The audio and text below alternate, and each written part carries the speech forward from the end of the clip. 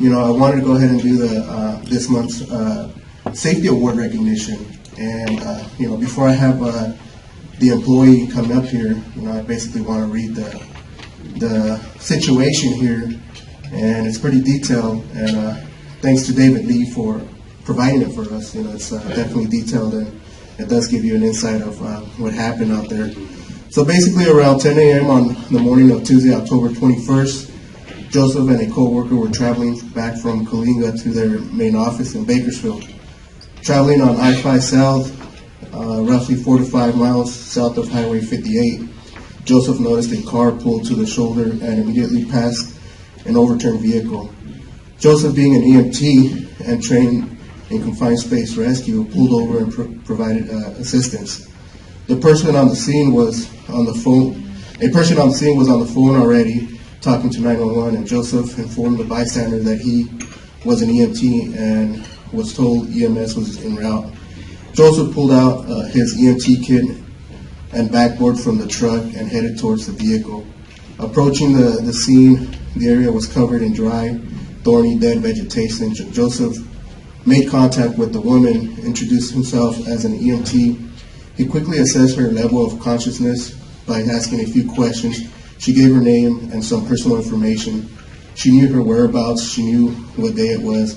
Grabbing the C-collar from the EMS kit, he placed the unit around the woman's neck. Since the vehicle was overturned, the woman was inverted, only hanging on by the seatbelt. By this time, another person had stopped. Joseph instructed the person to hold the C-spine. In order to do so, the person came from the side window and held the woman's neck straight. At this time, the woman was unable to speak. She had been in a position where the entire weight of her body was being held up only by the seatbelt, restricting airflow to her system. Knowing the woman had to be removed immediately, Joseph assessed a route to remove her. At this time, police had arrived. Joseph instructed the police and bystanders that the woman needed to be removed. Awaiting EMS response, police did not want her removed. Without hesitation, Joseph instructed the bystander to unlock the passenger door and force it open. The door was not moving, and Joseph, from his position, kicked it open and gained access. Joseph told the bystander to keep the woman's head as still as possible. Joseph then placed all the weight of the patient on himself so he could unlock the seatbelt, being inches short of the locking mechanism. The police officer reached over for the button as Joseph cut the lap belt with his shears. He slowly lowered the woman down to the roof of the car since the vehicle was overturned. He then log rolled her onto her back as the bystanders continued to hold the neck straight.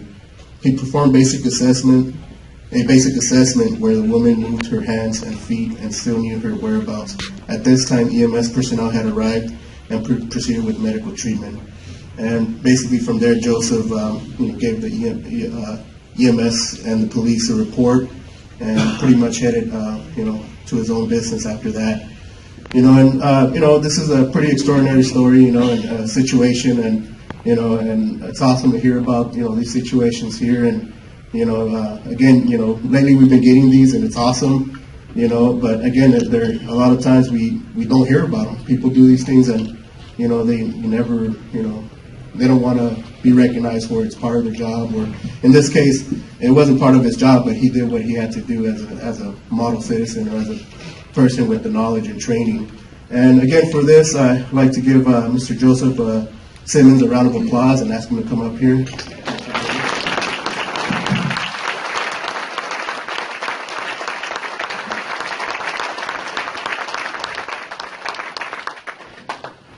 Okay, and on behalf of the ASSE, we'd like to present Mr. Joseph Simmons with this certificate of appreciation along with a $50 check.